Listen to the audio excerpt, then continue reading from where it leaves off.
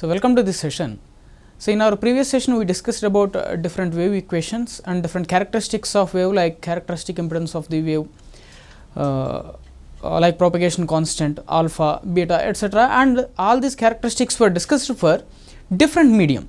Now, we are going to discuss few more phenomena which are related to the wave propagation, like what is the total power which can be carried out by the wave, and what is a polarization, how the types of polarization were differentiated, and how to observe a polarization for a particular wave, and how a wave will be travelled from one medium to another medium, that how the reflection will take place and how the refraction will take place, etc., in this particular session. So, we will start our discussion with the power calculation of a particular wave.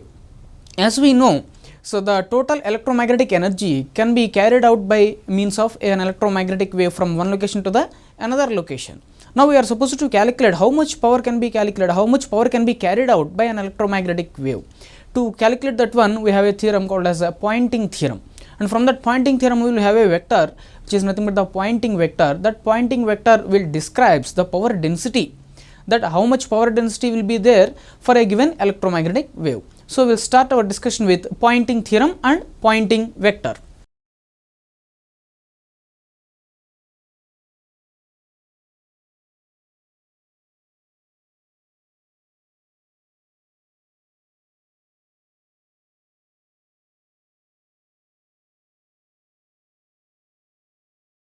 Here, to derive a Poynting vector or to define our Poynting theorem, we require a small mathematical analysis again. For that, what we are doing is we are taking the mathematical equations which are given by our Maxwell, and by manipulating those mathematical equations we can obtain a simple relation between powers, so which are in a particular volume. That here what we are considering is we are considering a volume, and we are assuming that that particular volume will consist of an electric energy as well as some magnetic energy. So, with the help of these two, how we can derive the total power which can be transmitted in that particular space or nothing but volume. So, clearly consider the equation del cross E is equals to minus dou B by dou T. So, this is the equation that what we have already very familiar to us. That what I am doing is just I am manipulating this one as del cross E is equals to minus mu dou H by dou T. Since we are considering a linear medium, it is a linear isotropic medium, so this B can be written as mu H, and that mu can be brought out from the time differentiation. In the same way, consider the equation del cross H is equals to J plus dou D by dou T. That is nothing but our Ampere's law. It is the modified form of our Ampere's law. Once again, this equation can be written as, this J can be written as sigma E, that is del cross H is equals to sigma E plus this D can be written as epsilon E, this epsilon dou E by dou T. That what we have, these two are the two equations which are very familiar to us. Take this equation as 1, this equation as 2.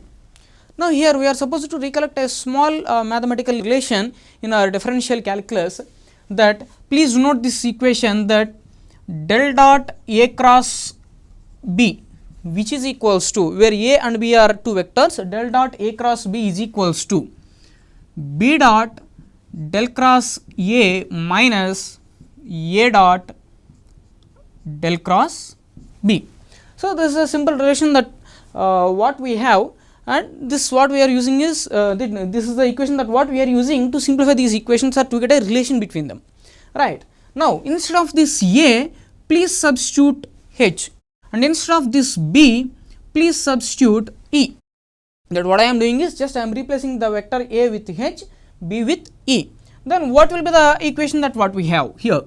This del dot H cross E, which is equals to, instead of B, that what I am writing is E, E dot del cross H minus, instead of A I can write H, that H dot del cross E. So, what I am doing is just I am taking the equivalent, some relation in our differential calculus, and I am trying to get a simplified equation. Now, del dot H cross E is equals to E dot del cross H minus H dot del cross E. What I have to do is I have to get these two equations. To get these two equations, just take the del cross H which is available with us and apply E dot on both sides. The same way, take del cross E which is available with us, apply H dot on both sides. So, one by one what I do is, I will take the second equation and I will apply E dot on both sides. So, clearly apply E dot for equation 2 on both sides. Then what we get is E dot del cross H which is equals to, for equation 2. On the right hand side, that what we have is sigma E dot E, this dot operator will be applied for the first term as well as the second term, plus epsilon E dot dou E by dou T. On the left hand side, it is E dot del cross H which is equals to sigma times E dot E plus epsilon times E dot dou E by dou T. So, which is equals to, as we know, any vector dot product with same vector is A square or E square here in this case, sigma E square plus epsilon. Here we can simplify this one like this. Just what I am writing is the equivalent of this one in terms of differential operator, that is 1 by 2 dou E square by dou T. So, if you calculate this one, then what we get is the same quantity, right. So, instead of for E dot del cross H, that is nothing but this one, we can replace this entire term. Remember that point. In the same way, I want H dot del cross E. So, del cross E is available with us. Apply H dot on both sides. That what I am doing is, I am taking that one, H dot del cross E, that is H dot is applied to equation 1. So, which is equals to, this is on the left hand side, which is equals to minus mu H dot dou H by dou T. Once again we got the same form, E dot dou E by dou T can be written as 1 by 2 dou E square by dou T.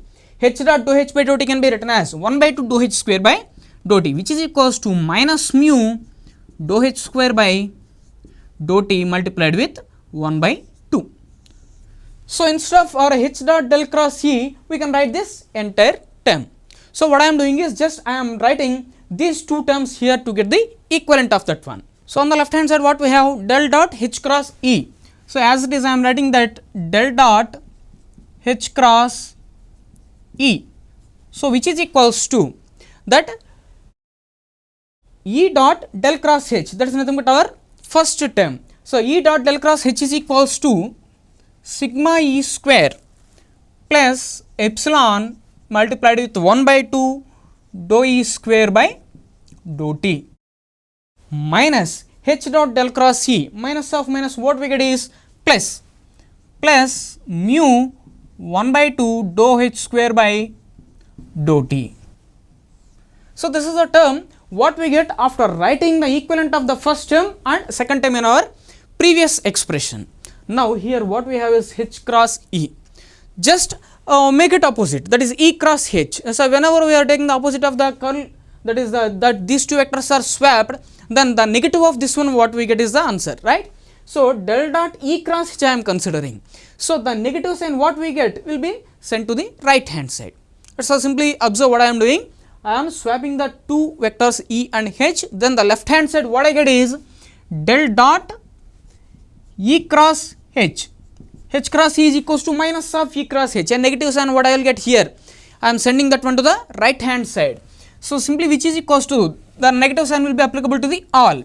So, negative of that, I am writing the term epsilon by 2 dou E square by dou T minus mu by 2 dou H square by dou T initially. So, I will consider this as one term, that is rearranging that one, minus sigma E square. Just this is a rearrangement of the equation that what I got by considering this E cross H. Now, apply a closed volume integral on both sides. Just apply volume integral on both sides to simplify this equation. Then what I am doing is a volume integral of del dot E cross H dV, which is equals to, the volume integral will be applied to the all term which is on right hand side.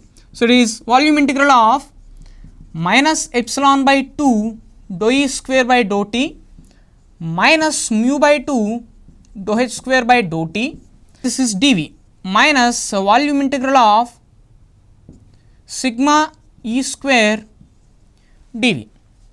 Just rearrange the equation. This integral is with respect to the spatial coordinates, that is x, y, z. The differentiation is with respect to time. So, no problem, we can easily swap the differentiation and integration. So with that rearrangement, I will rewrite the right hand side term now. So the rewriting of the right hand side term will be like this. So which is equals to, just I will bring this dou by dou t term outside along with this negative sign. So minus dou by dou t of this volume integral will be applied to the entire term which is inside for that integral. So volume integral of 1 by 2 epsilon e square plus 1 by 2 mu h square with respect to volume dV. Just a rearrangement of the first term, that what I wrote here, minus the second term is as it is, a volume integral of sigma e square dV, right. Now come to the left hand side term. In the left hand side term, what we have is a volume integral of del dot some vector, that is simply it is the divergence of the vector what we have on the left hand side. Now clearly we can apply a divergence theorem here, that the volume integral can be converted as a closed surface integral. So the left hand side term can be written as a closed surface integral of E cross H ds. Just clearly observe what I am doing here. I am replacing this volume integral with the surface integral, that is a closed surface integral, with the help of divergence theorem, and I am rearranging the terms which are obtained on the right hand side. So now clearly observe what is each term in this particular expression. This expression is very very important. That observe what is each term in this particular expression. Now come to the first one, that's E cross H. Just observe the units, then automatically you can understand what is that particular term. E cross H is nothing but E multiplied with H. E multiplied with H. Take the units. What are the units of E? Volt per meter. What are the units of H? Current per meter. So volt per meter into current per meter is nothing but V into I on the numerator. Vi is nothing but the power. That's a power per meter square. Simply it is called as power density. Here what we are doing is, we are calculating power density with this particular term E cross H. Now if the power density is multiplied with area, that is nothing but surface, then what we get is total power. Here we are calculating with this particular term, we are calculating the total power, so which is leaving the closed surface. Here the interpretation is very very important, that clearly understand the equation, that the equation what we got on the left hand side is closed surface integral of E cross H ds. This E cross H is nothing but the power density. So power per meter square, power density, that power density is multiplied with area. So power what we are getting. So where we are getting that power? For a closed surface. Here as we discussed, we are considering a volume. So in that volume we are calculating the power, right. So the total power leaving the closed surface is nothing but the total power leaving the volume, that is on the left hand side. Now which is equals to, that is equivalent to something, right. Here observe, this is half epsilon E square, that is clearly the electric energy which can be stored in a particular volume, right. Half mu H square, this is a magnetic energy which can be stored in the volume. Now minus dou by dou t. Clearly this particular term represents the electric energy added with magnetic energy, and this minus dou by dou t represents a rate of decrease in that particular energy.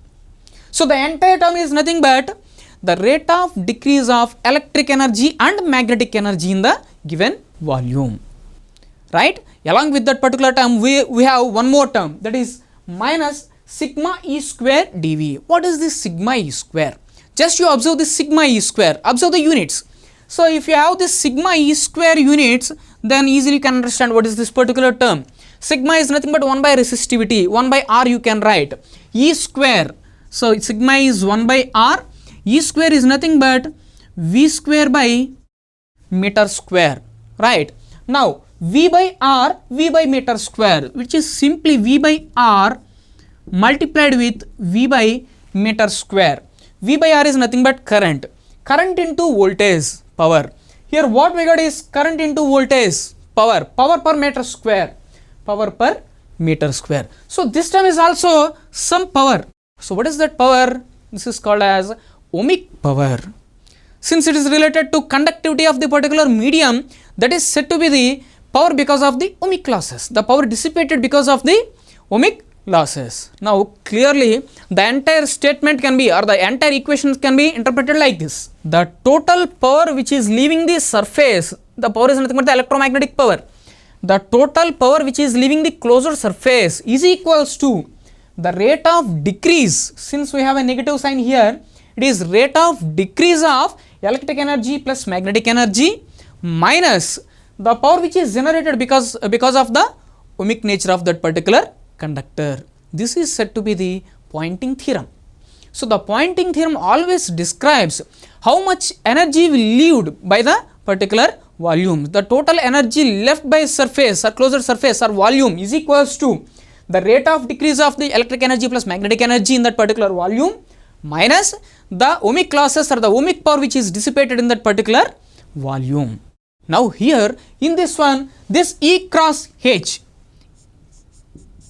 is said to be Poynting vector.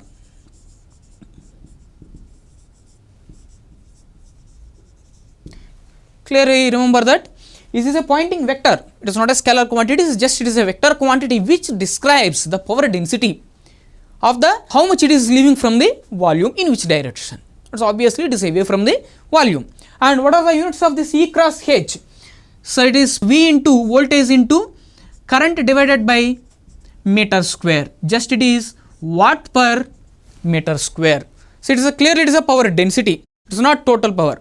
If you want total power, you have to multiply that one with the surface or area, right? This is a Poynting vector and Poynting theorem. Clearly the Poynting theorem describes the total power leaving the surface or the closed surface, and which is equals to the rate of decrease of electric energy plus magnetic energy minus it's a ohmic losses or the ohmic power dissipated within that particular volume. So, with this one, a simple introduction of our Poynting theorem and Poynting vector was finished.